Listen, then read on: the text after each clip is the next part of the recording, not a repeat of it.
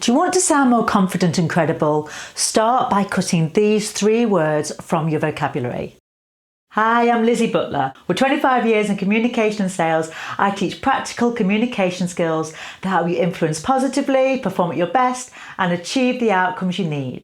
There are 3 words that strong communicators avoid whenever they can.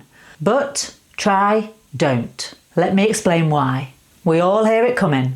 You just know when someone's about to say it. It's like a wave rolling in, and when it crashes, you know they're about to tell you why you're wrong or dismiss what you've just said. But isn't a building word. It doesn't help develop a conversation or move a plan forward. It's what people use when they're shutting down what's already been said in a negative, unhelpful way. Here's the problem with try. It's almost always connected to failure. At best, it means you didn't quite make it. For example, if you ask someone, "How did you do in your driving test yesterday?"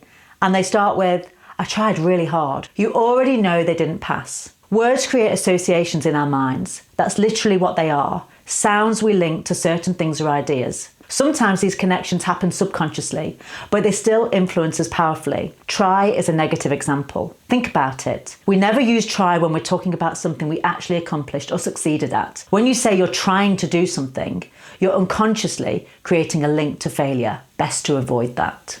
Well, if try had a twin, it would be don't. This word can completely derail your performance. I once heard a manager trying to help a colleague who was already nervous about a presentation. They said, "Don't think about what could go wrong when you do that presentation this afternoon.